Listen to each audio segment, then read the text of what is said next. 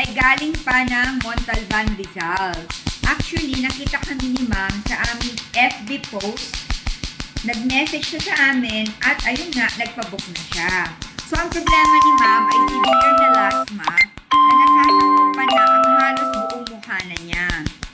So, ayan, makapansin niyo naman talagang maitim na ang kanyang face. So, ang kombinasyon ng melasma niya ay moderate, severe, and very severe melasma. Ang kanyang kinuha ngayon ay yung package namin for complete melasma treatment, in which gumagamit kami ng 2 lasers for pico procedure, and then may take-home products din na 11 na piraso. Plus, nag-usap din kami ni ma'am dahil libre ang check-up at ipiniliwanag ko rin sa kanya kung ano mga dapat at hindi dapat gawin at kung paano gagamitin ang mga produkto. So, magkikita kami ni ma'am after 3 weeks pa. At inaasahan ko na within 3 weeks, maglalighten na kahit paano ang kanyang pekas, hyperpigmentation, or melasma.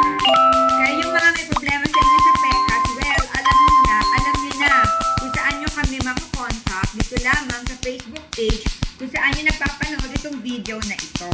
Ang location namin ay sa Novaliches Bayan, Quezon City. So, hindi kami malayo ha. Si ma'am nga ay galing pa ng Montalban, Rizal. Pero talagang nag-alat siya ng time para makapunta sa amin.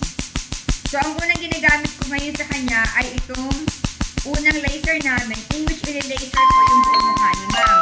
Pagkatapos ito, ang susunod na laser ko naman ay yung mismong pekas niya by using yung pangalawang laser tip namin. Okay guys, bye!